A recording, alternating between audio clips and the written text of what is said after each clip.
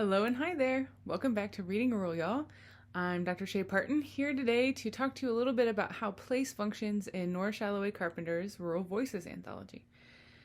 There are too many pieces to cover in depth here, but it is important to mention that the pieces included in Carpenter's anthology take place across the U.S.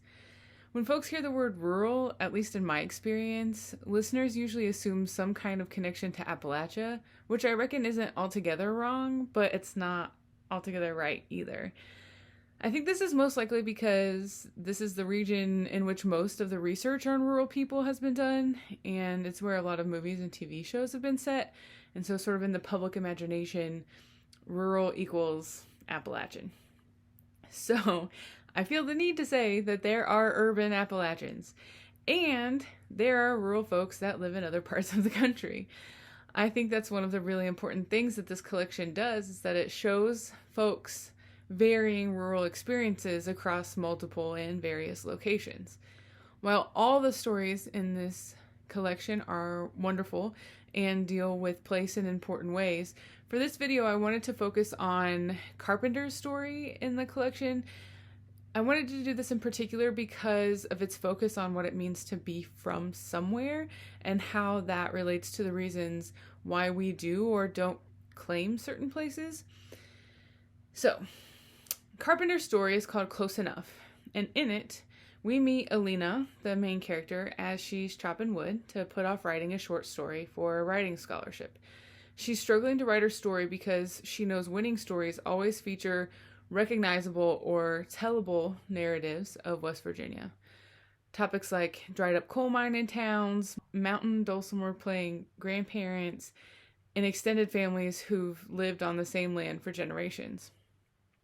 These are undoubtedly authentic narratives for those writers and are experiences of some folks who lived in West Virginia, just not for Alina.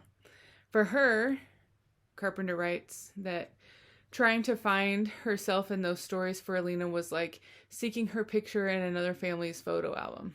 I love this simile.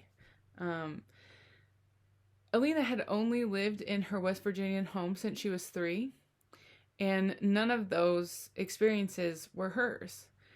She didn't have mountain dulcimer playing grandparents. She didn't have any relatives or, earlier generations rooted to West Virginia at all. And so she tells us that she has no West Virginia relatives or roots of any kind, which makes her feel utterly other.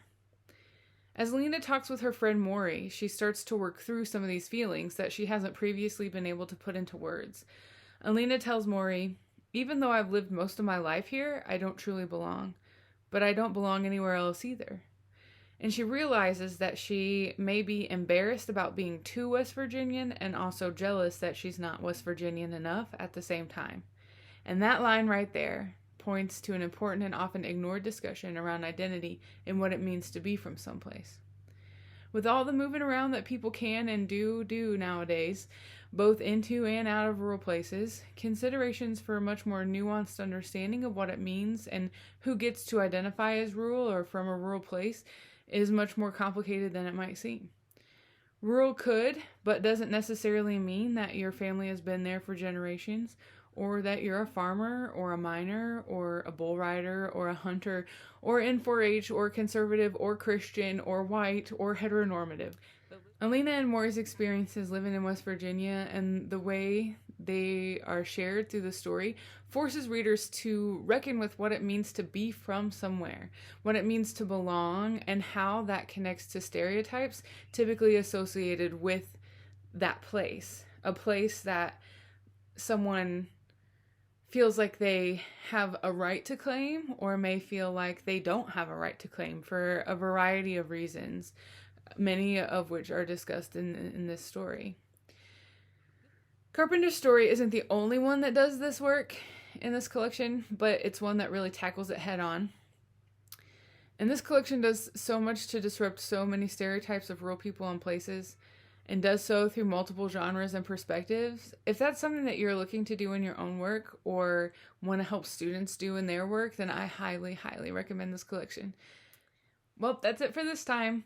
Join us next time to hear my personal reaction to each of the stories. I'm going to sort of break down each of the 16 pieces and give just like a 1 or 2 sentence reaction describing something that I really appreciated about the text or something that I found challenging about that particular story.